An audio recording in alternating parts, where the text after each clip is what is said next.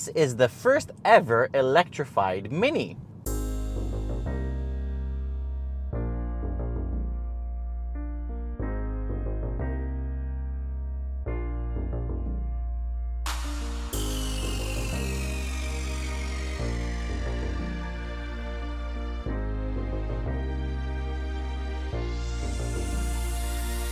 And you can immediately tell thanks to the E badging and yellow labels instead of the traditional red. It is classified as a Cooper S because it makes some serious power. Under the hood, powering the front wheels, is a 3-cylinder 1.5-liter turbo engine that makes 134 horsepower. Sending power to the rear wheels is a lightweight synchronous electric motor that's under the cargo floor, and that adds another 88 horsepower. The total combined power is 221 horsepower that makes this thing reach 100 kilometers an hour in just 6.9 seconds, which is pretty quick. That's why it's a Cooper S. The battery capacity is 7.6 kilowatt hours, and plugged into a level 2 charger, it will reach 100% of its charge in about 3 hours. On a good day, that will take you up to 40 kilometers of emission-free driving, on average about 20. That might not sound like a lot, but believe it or not, it's sufficient for 95% of you. You have 3 eDrive modes.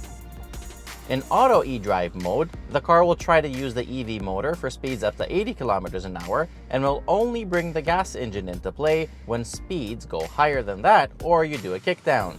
Of course, if the battery goes under 7%, the gas engine will take over. In Max eDrive, the car will go on EV power up to 125 kilometers an hour and will only bring the gas engine into play if it runs out of juice or a kickdown happens. In Save mode, which is my favorite mode, you tell the car to keep the batteries at 90% or more, and you actually recharge the batteries as you drive. So even if you completely deplete them and then hit the highway, after about 2 hours, you're going to be at 100%, which is really cool. What that really means is that if your daily commute has a predictable traffic pattern, you can pick EV mode when you're stuck in traffic, and then when you're on the highway or flying, you can just go back to save and then recharge as you go. And you're using the car in its most optimal way most of the time. These 3 eDrive modes actually work really well combined with the driving modes, which is Sport, Medium, and Green. And when you put this thing in Sport, it's actually when it really feels like a Mini. Holy crap, it pulls. The extra weight doesn't really affect the fun element. The car remains playful, nimble, and athletic. However, if you totally deplete the batteries, then e-boost mode is affected and the car feels quite slower.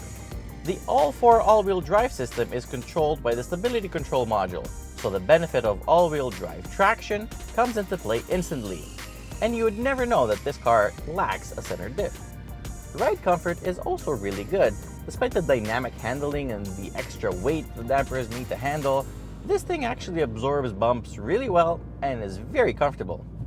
The interior is very well made. It's very stylish and high-grade materials are used throughout the cabin, and fit and finish is also really good. It feels very premium. Roominess is not really affected by the addition of the hybrid drivetrain, so it remains a very roomy and practical little crossover.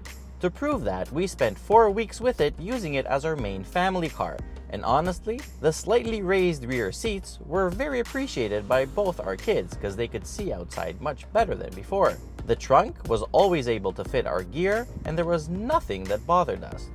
We didn't end up plugging in the car as much as we'd like to, so we averaged about 8.5 liters per 100 kilometers combined, which is not bad, but that's like the worst case scenario if you don't plug it in at all.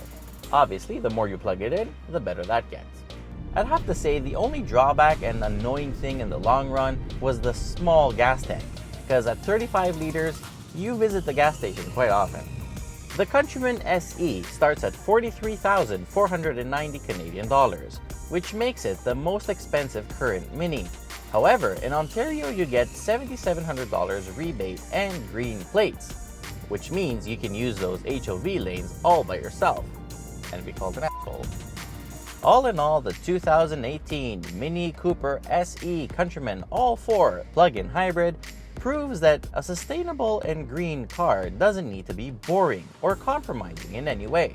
Fun, practical, stylish, and futuristic, this car deserves an overall score of 9 out of 10.